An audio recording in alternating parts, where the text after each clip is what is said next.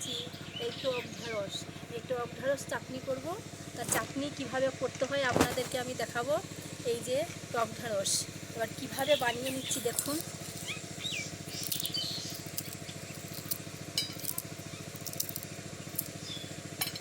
এই যে দানা ওর,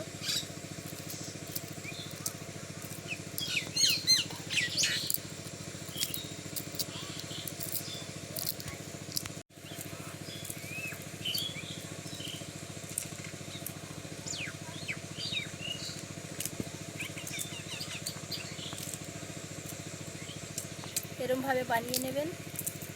এই যে টক ঢ্যাঁড়সের এইটা দানা এরকমভাবে ছাড়িয়ে নেবেন। এটা বটি লাগে না, বটিতে বানাতে হয় না, এরকমভাবে ছাড়িয়ে নিলেও হবে।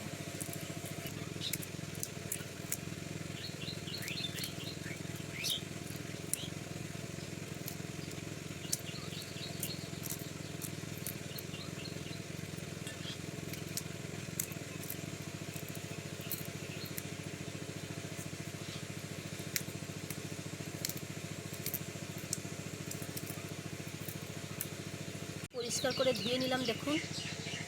এইবার আমি আপনাদের সামনে রান্না করে দেখাবো এই টক ঢ্যাঁড়সের চাটনি।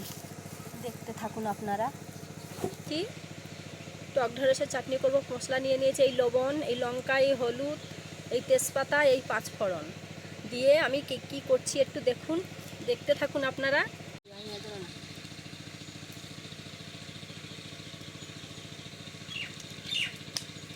তেল দিলাম, এই পাঁচফোড়ন দিলাম,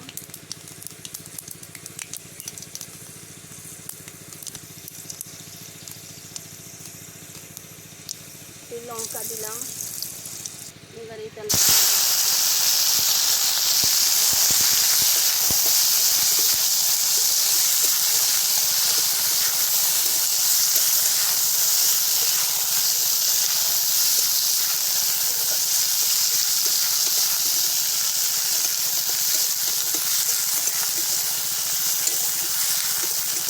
দেখুন কি সুন্দর একদম নরম হয়ে গেছে। এবার একটু ঢাকা দিয়ে দিন।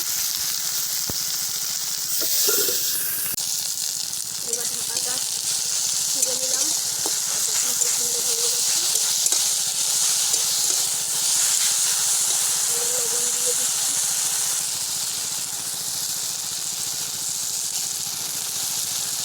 লবণ দিয়ে দিচ্ছি।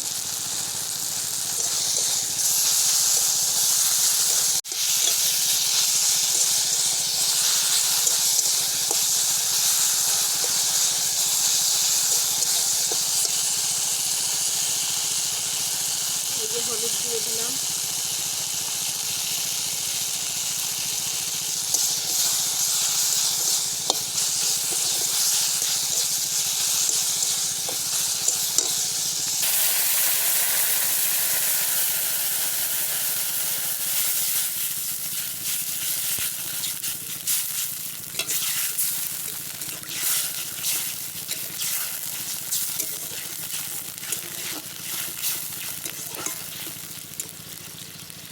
একটু খুলে নিলাম। টক ঢ্যাঁড়স এই জন্য লাল লাল মতো লাগছে, লাল টক ঢ্যাঁড়স এই জন্য লাল হয়ে গেছে।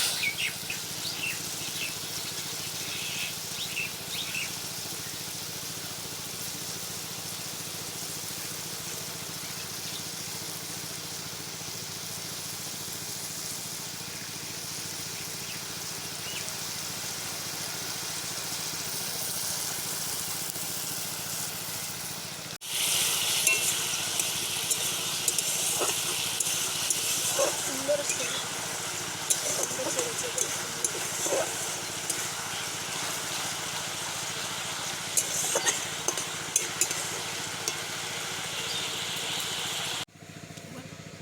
এই যে বন্ধুরা চাটনি হয়ে গেছে দেখুন। চাটনি এত সুন্দর দেখতে হয়েছে, না খেলে আপনারা বুঝতে পারবেন না। আপনারাও করে খাবেন এরকমই টক ঢ্যাঁড়সের চাটনি।